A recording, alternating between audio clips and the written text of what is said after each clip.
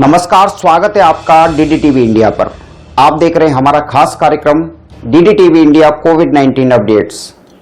आज हम बात करेंगे कोरोना काल की दूसरी लहर में जो लोग बीमार हुए वो आज भी दयनीय स्थिति में यानी कि आज भी बीमारी की हालत में जी रहे हैं। उनके बच्चे लाचारी की जिंदगी जी रहे हैं। ऐसे में तकलीफ तब और बढ़ जाती है जब कोरोना काल में किसी बच्चे के माता पिता में से किसी एक को कोरोना हुआ हो और उनकी मौत हो गई हो। ये दर्द, ये तकलीफ का अंदाजा लगाया जा सकता है। इस दर्द की तकलीफ की सरकार ने, सुप्रीम कोर्ट ने सुध ली है।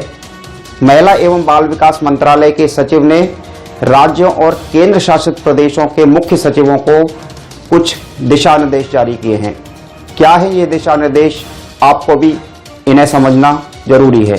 देखिए एक रिपोर्ट। इस बात की जरूरत शिद्दत से महसूस की जा रही थी कि कोरोना महामारी की चपेट में आने के बाद जिन लोगों की जान चली गई या जो अभी गंभीर रूप से बीमार हैं, उनके बच्चों को तत्काल मदद मुहैया कराई जाए।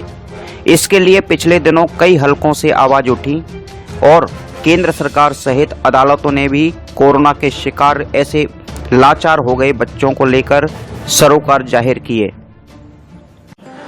महामारी की इस परोक्ष मार से जिंदगी के लिए जद्दोजहद करते बच्चों के लिए अगर सरकार के साथ साथ एक जिम्मेदार वर्ग भी इनकी जिम्मेदारी ले तो और ज्यादा बेहतर है।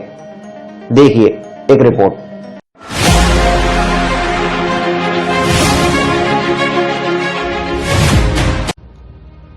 भारत सरकार के महिला और बाल विकास मंत्रालय ने बच्चों की देखभाल और संरक्षण के लिए जारी दिशा निर्देश में कहा गया है कि सर्वेक्षण और संपर्क के जरिए संकटग्रस्त और प्रभावित बच्चों का पता लगाकर उनका ब्यौरा तैयार करने के साथ साथ उन्हें मुख्य धारा में लाने और उनका जीवन सुगम बनाने के लिए राज्यों, जिला अधिकारियों, पुलिस, पंचायती राज संस्थाओं और स्थानीय निकायों की जिम्मेदारियां तय की गई हैं।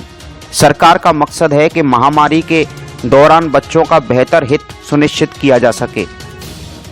महामारी के इस दौर में मोदी सरकार ने ऐसे बच्चों की सुध ली है जिनके माता पिता नहीं हैं या फिर कहें कि वो पूरी तरह से अनाथ हो गए हैं। सुप्रीम कोर्ट और केंद्र सरकार ने ऐसे तमाम उन तमाम बच्चों की देखरेख के लिए कुछ जिम्मेदारियां दी हैं जिनका दिशा निर्देश राज्यों को और केंद्र शासित प्रदेशों को करना होगा।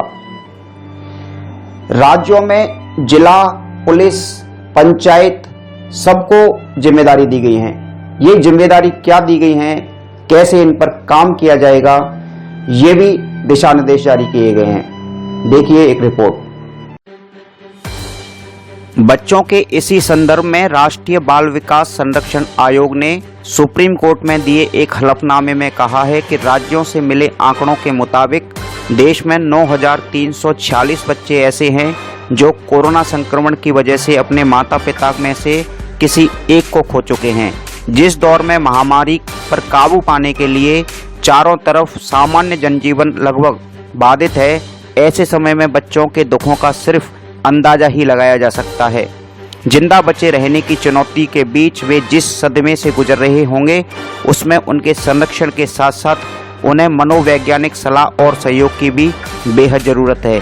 इसके अलावा मानव तस्करों के गिरोह ऐसे मौके की ताक में होते हैं जब वे लाचार बच्चों को अपने जाल में फंसा सकें। इसलिए ऐसे बच्चों की पहचान, मदद और उनकी देखभाल की तत्काल ज़रूरत है। उम्मीद है कि इसके लिए जरूरी कदम जल्दी उठाए जाएंगे। जय हिंद, जय भारत।